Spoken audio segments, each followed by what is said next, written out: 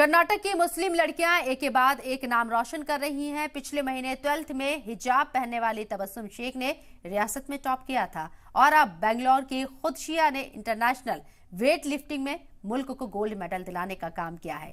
देखिए report.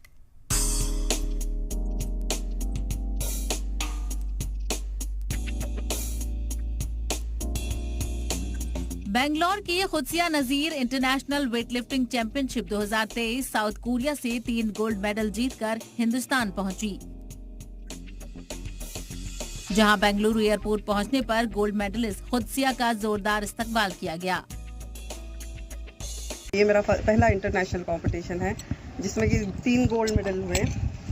3 gold medal मिले। एक इंटरनेशनल वेटलिफ्टिंग फेडरेशन से था, एक एशिया पैसिफिक मास्टर गेम से और एक ओवरऑल चैम्पियनशिप की वजह से तीसरा गोल्ड बैगेज किया मैंने।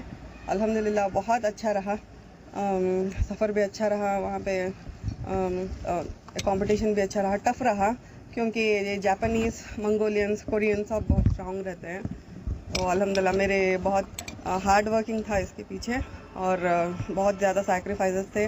साउथ कोरिया में मुनक्किद Asia Pacific master weightlifting championship में खुदसिया ने 3 गोल्ड मेडल हासिल करके मुल्क का नाम रोशन किया। जब आप कुछ करना चाहते हैं, क्योंकि आपकी एक ही जिंदगी है, हमें एक ही बार पैदा होना है, एक ही बार मरना होता है, तो इसके बीच में की जो जिंदगी होती है उसमें अपना चॉइस होता है कि जिंदगी में क्या कर गुजरना है, अपने हिंदुस्तान के लिए क्या करना है।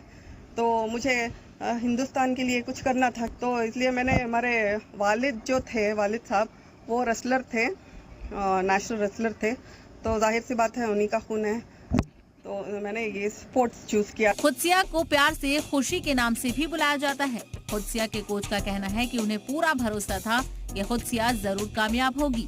कि स्ट्रेंथ